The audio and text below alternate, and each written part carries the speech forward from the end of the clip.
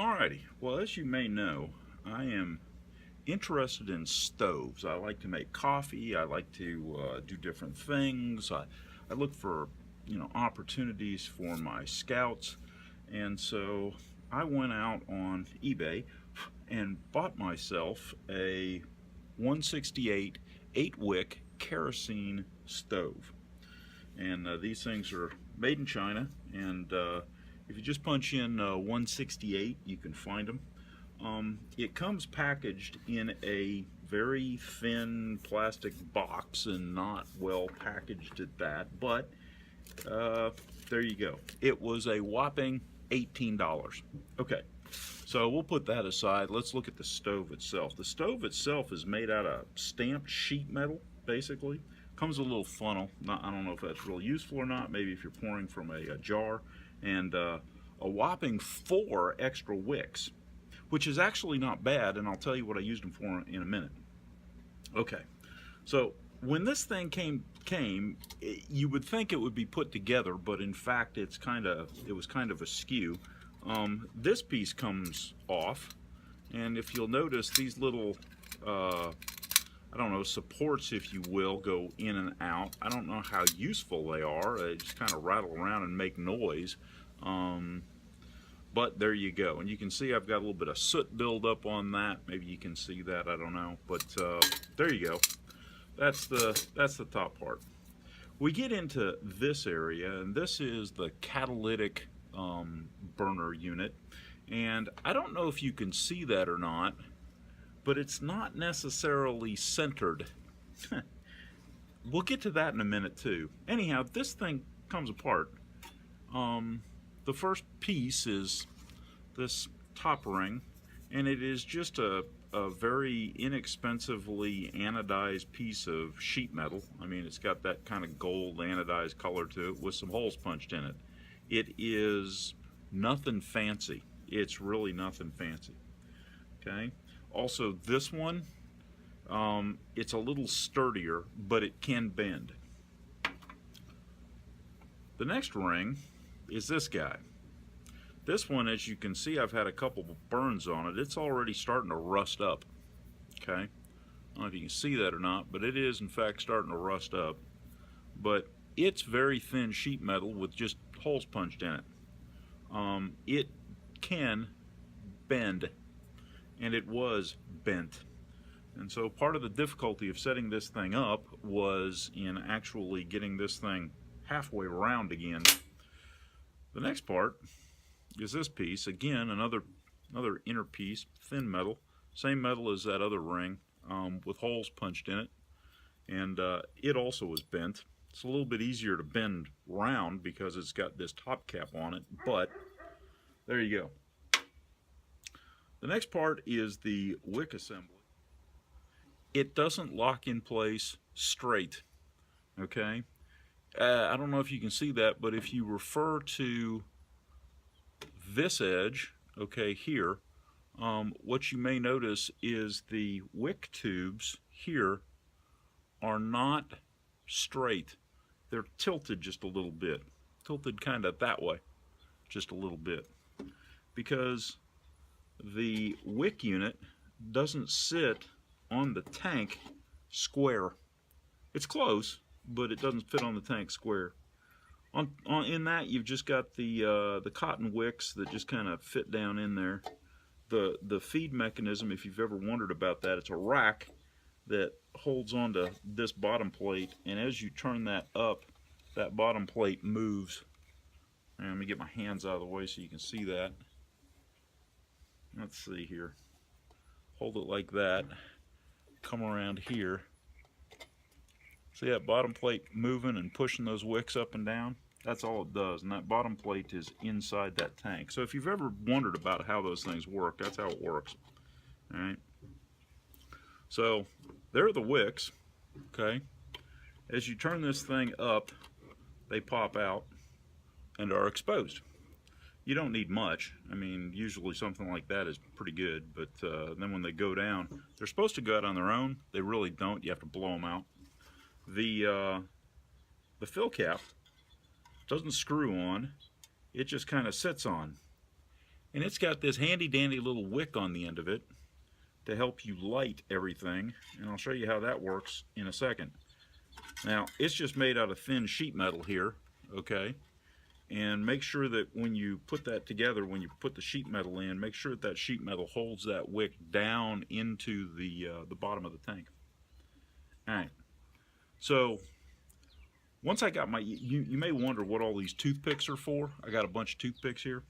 That's what I used to initially adjust the wicks. What I did is, when it was still dry, I put it through each wick, because the wicks are actually looped over, okay? Put it through and held it down, pulled them all snug so that they were all even, and then pulled these out.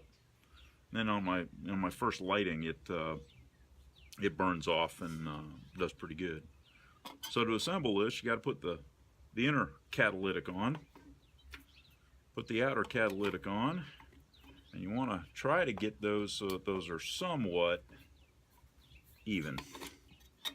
Sometimes they are, sometimes they're not. You got to play around with it a little bit, but what you're trying to do is get this ring kind of concentric.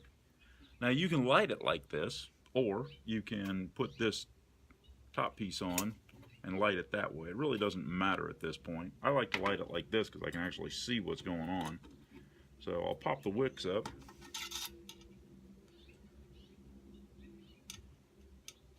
Knock off all the excess kerosene, and we'll be back in a minute for the lighting.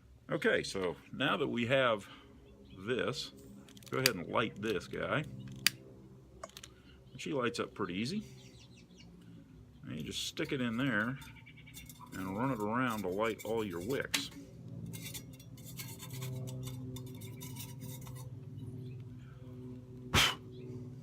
And there's a bit of a flame, some muss and fuss.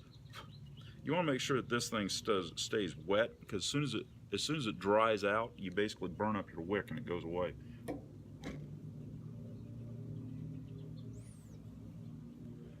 So I always light this thing outside.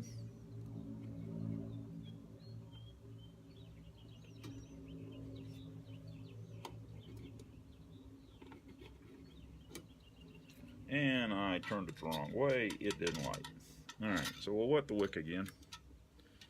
Again, make sure your wick is wet, otherwise it burns up. Bad juju.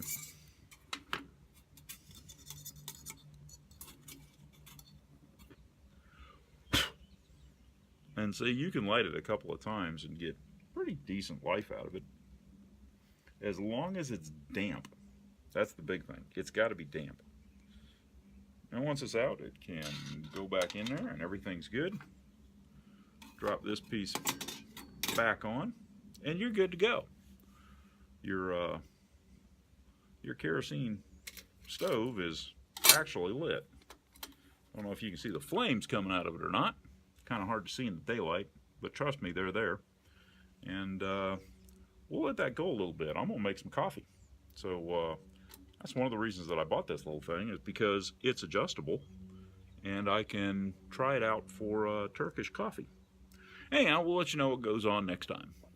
All right, so we pour it in the coffee.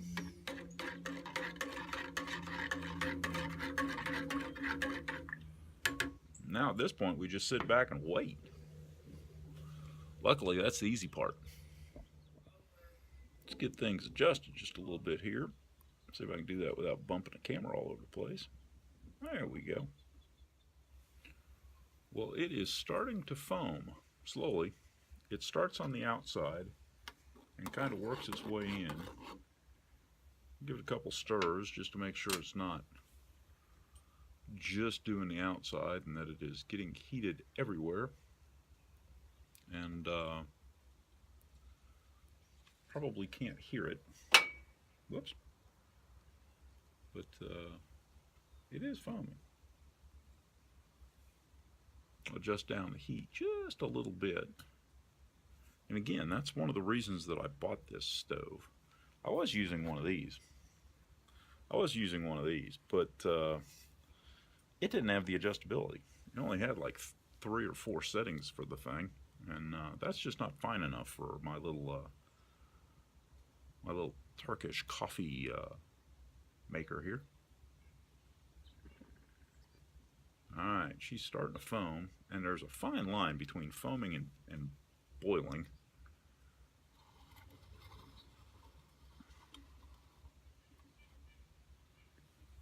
So we'll let her foam. There's once. Turn down the heat just a little bit. The other thing that's very curious about this is that it seems to be very, very sensitive to wind. Might have a bit of a hot spot there. Yeah, I got a bit of a hot spot on that side of the stove. So we'll still do some playing around with it. Alright, foam it again. Set it over here and just let it set. Okay, so let me turn this off and then we'll come back for an overview of the stove, what I think. Alright, so at the end of the day, what do I think of this little stove? Okay, it was a whopping 18 bucks. It's not bad. It's not a camping stove. You can't really transport it anywhere because this fill cap right here only sits on top.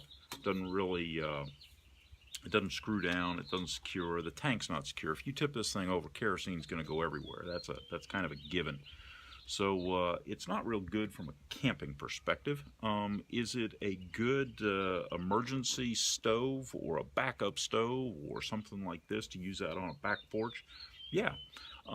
It'll burn coffee, or it'll make coffee. It will. I cooked lunch on it the other day in a cast iron pan. Did a real good job for that. It's only 8 wicks, so it's only going to put out about 7,000 or 8,000 BTUs, and that's not a whole lot. It does have a distinct kerosene odor, distinct kerosene smell, both in lighting, turning off, and quite honestly, even during operation. So there is that. Something to look out for. So I would definitely recommend using it outside instead of inside. It's not real good for inside unless you can tolerate kerosene smells. The adjustability is nice. It seems to burn a long time. I mean, I filled this thing up. I filled it up about halfway a while ago, and been using it for a couple days now and giving it fairly long burns. I mean, the first time I burned it for about an hour. Yesterday was about a half an hour. Today has been about a half an hour or so. So seems to do a real good job. Makes heat, and that's what you want in a stove. So again, I like the adjustability. It's a simple stove. It's not anything big or dramatic. I mean, it's made out of sheet metal, for crying out loud. But at the end of the day, is it worth 18 bucks? Yeah, I think it is. Would I maybe consider one that would be a little bit better, a little bit more durable? Maybe. Would I want more wicks? For what I'm doing right now, no. But if I was going to use it for a backup cook stove or something like that, yeah, maybe. You know, quite honestly, I even thought at one time you could remote brew beer or something like that. You know, and use something like this and probably be okay with it if you had a bigger one. One that had, they make them with 8 wicks, 10 wicks, and there's a couple models out there, 16 wicks and 22 wicks. That's the biggest ones that I've seen. Now the other kind that you have is the kind that has the pressurized tank. Those are okay, but they're only one heat, and it's basically on all the time. It's either on or off. It's there's no adjustability. It's very binary. Anyhow, that's you know, for what you get, yeah. It's not bad. I wouldn't mind it. It's does okay. But right now, I'm gonna sit out here and enjoy some coffee, enjoy the rest of the day, and so we'll see you guys, well, next time.